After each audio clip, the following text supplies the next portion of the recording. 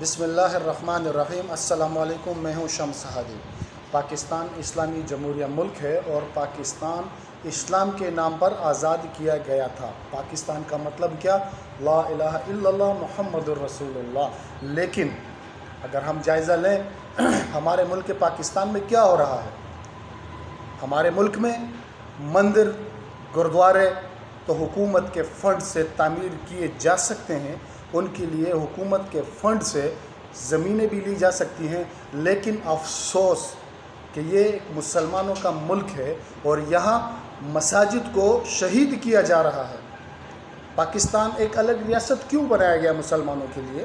اس کا مقصد یہ تھا کہ مسلمانوں کا ایک الگ ریاست ہو، وہاں وہ اپنی عبادات آزادی سے کر سکیں، اپنی عبادت گاہیں آزادی سے بنا سکیں اور ان کو کوئی روک ٹوک نہ ہو۔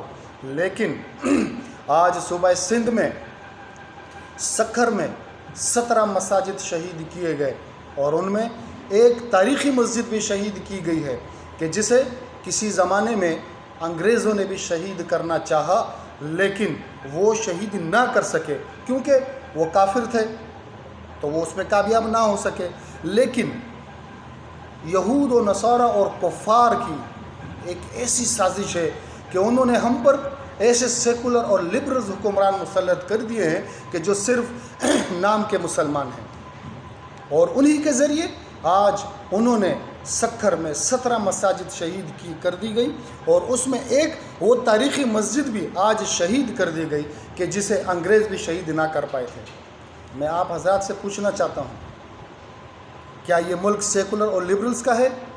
اس ملک میں سیکولر اور لبرلز کیوں اتنے طاقتور ہیں؟ کیونکہ ہم اور آپ ان کو ووٹ دیتے ہیں۔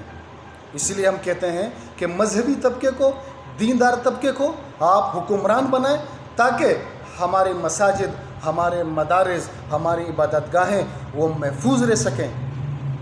آج دیکھ لیا آپ نے سندھ کا حال، کیونکہ یہاں پر ہم پر مسلط سیکولر اور لبرلز ہیں جو کہ یہود و نصارہ اور کفار کے اعلی کار بنے ہوئے ہیں۔ میں تو ایسا ہی کہوں گا، کیونکہ آج ہمارے ملک میں مساجد بھی محفوظ نہیں، مدارس بھی محفوظ نہیں، بڑے بڑے علماء کرام بھی محفوظ نہیں۔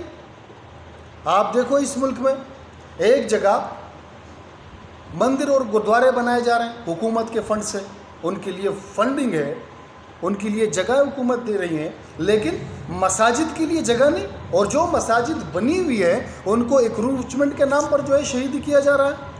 میں آپ سب سے یہ مطالبہ کرتا ہوں کہ خدا کے لیے اس کے لیے آواز اٹھائیں اور اس پیغام کو زیادہ سے زیادہ شیئر کریں تاکہ میرا یہ پیغام آپ کے توسط سے حکمرانوں تک پہنچے اور مدارس شہید کی گئی ہیں ان کی دوبارہ سے تعمیر نو حکومت کے خرچے سے ہو، اور جو مساجد ہیں ہماری وہ ان سیکولر اور لبرل سے محفوظ رہ سکے۔